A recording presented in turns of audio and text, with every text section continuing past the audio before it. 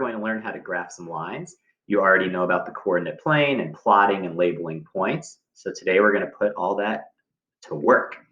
So imagine you wanted to graph a line x plus y equals $5. What does that even mean?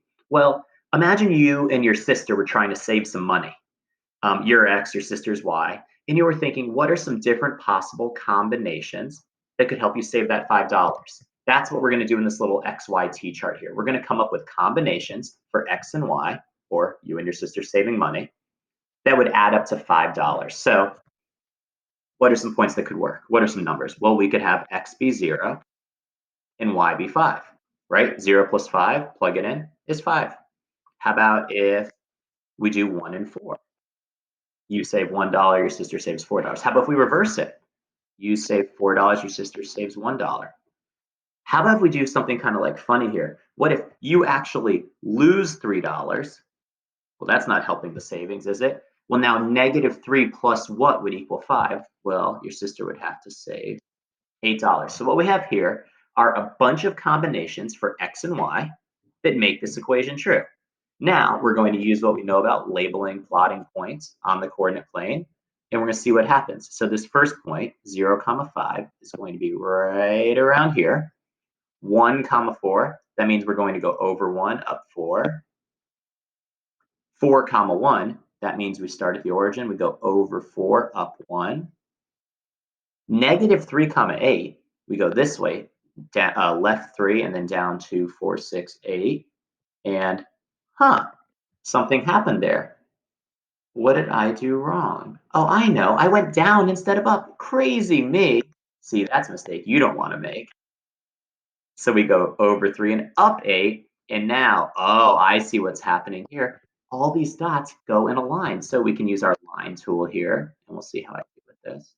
And if you connect the dots, I like my line as long as possible. All those dots form a line. What does that line mean? Every point on that line would be a solution to that equation. So how about this one right here? We didn't actually plot this, but that would be the point 2, 3. Well, look at that. That works.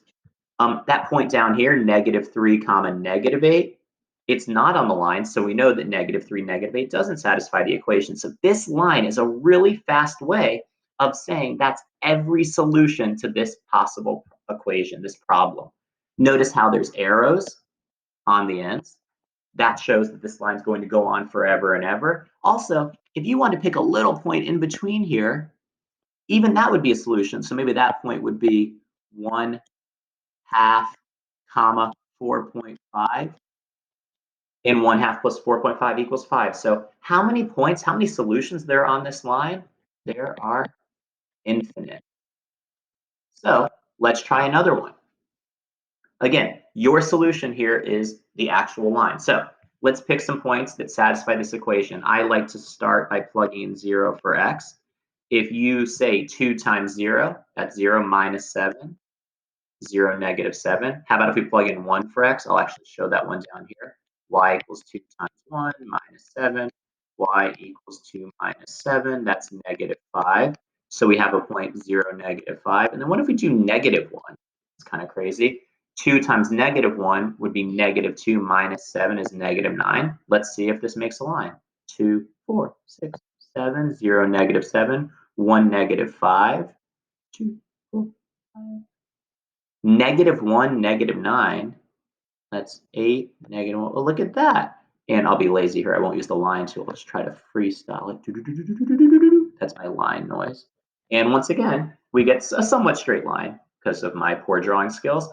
And that purple line represents all possible solutions to y equals 2x minus 7. Not bad, right? What's this point up here? Maybe it looks like 4.5, 3.5, 0. So my line's not perfect, but if this point were 3.5, 0, you'd see that if you plug in 3.5 for x and 0 for y, it makes that equation true. All right, let's do a couple more.